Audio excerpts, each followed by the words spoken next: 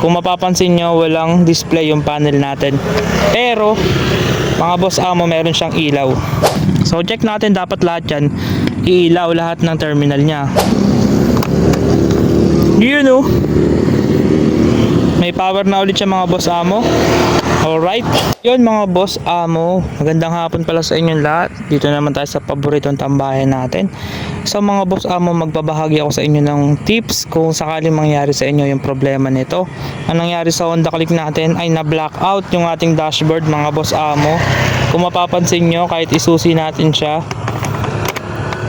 kung mapapansin nyo, walang display yung panel natin. Pero, mga boss amo, meron siyang ilaw.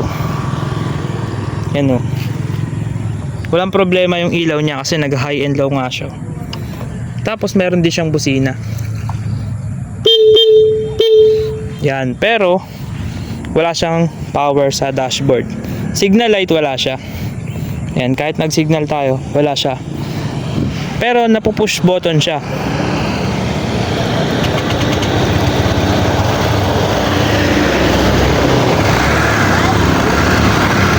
Maandar siya mga boss amo.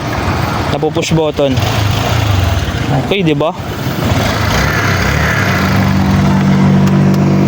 Yan, baka sakali kasi mangyari din to sa mga Honda Click nyo at hindi nyo alam yung gagawin at mataranta agad kayo. So, pag nangyari yan sa Honda Click nyo mga boss amo, ganito lang yung gagawin nyo. Buksan nyo to, yung ating lagayan ng battery. Buksan nyo yan gamit yung ating screw.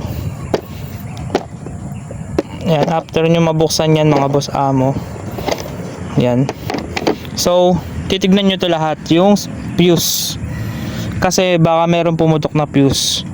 So pwedeng nag short or pwedeng talagang bumigay na yung fuse natin.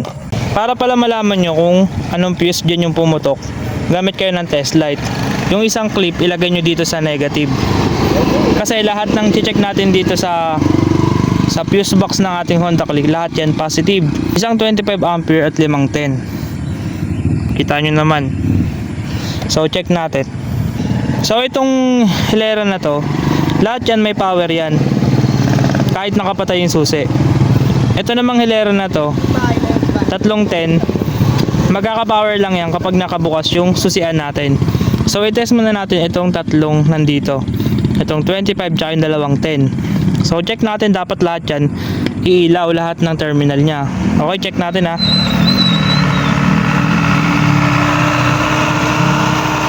Okay, goods naman tong 25.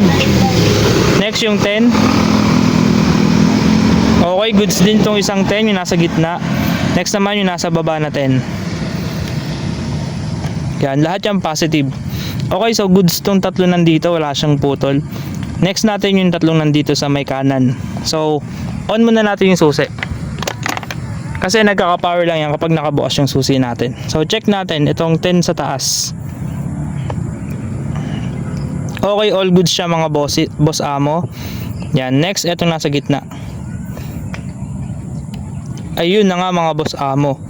Kung mapapansin nyo, di siya umiilaw. Dito umiilaw siya. Pero pagdating natin dito, wala siyang ilaw. Ibig sabihin mga boss amo, possible na naputol yung fuse na to or pumutok yung fuse. Bago yan, check muna natin itong nasa baba. Okay, all goods itong nasa baba na 10 ampere. So ang naging problema lang talaga yung nasa gitna. Okay, so gamit tayo ng long nose para makuha natin itong fuse. Itong sa gitna, check natin.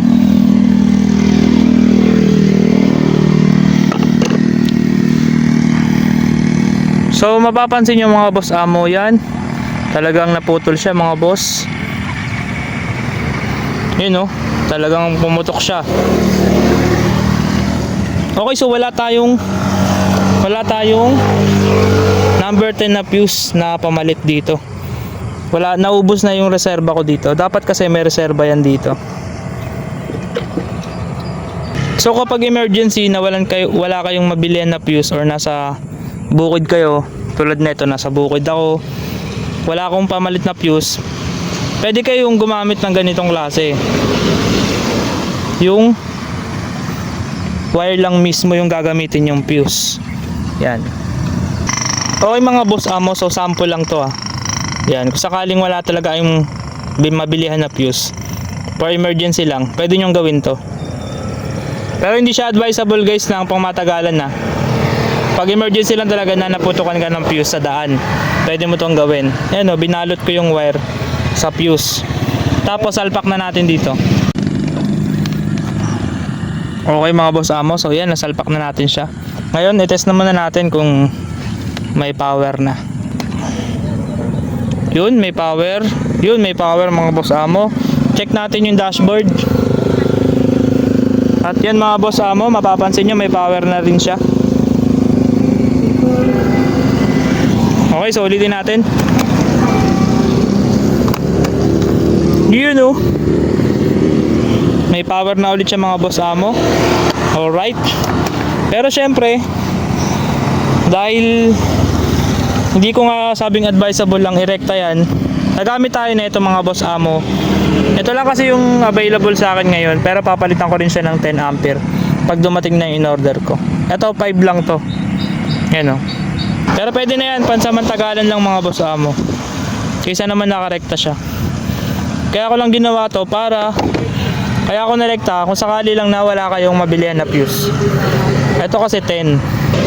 Ayaw ma-focus, nakakainis. Yun. So kabit na natin. Yan, so gamit tayo ng 5 ampere muna. Test muna natin. Okay. Okay. So check natin dashboard.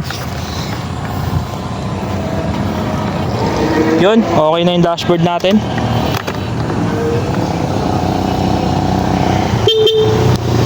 Start. Alright. Yun mga boss amo, ganun lang po yung ating pag troubleshooting. Medyo kinabahan kasi ako dito kaninang umaga sa motor ko. Akala ko kung ano na problema. Yung pala pumutok lang fuse. At nung trinase ko pala kung ano yung problema, kung bakit siya pumutok, ito pala yung nakita natin mga boss amo. Yan o. Malamang to, dumikit siya dun sa ground kaya siya pumutok. Kaya siya naputokan ng fuse. Yan. Pero syempre dapat pag na-trace nyo to, pag naputokan kayo ng fuse, ibig sabihin niya meron naging problema sa motor nyo. Dapat matrace nyo rin yun para hindi kayo palit ng fuse. So yun lang mga boss amo, simpleng tips, sana makatulong. Walang problema yung ilaw niya kasi nag high and low nga siya. Tapos meron din siyang busina.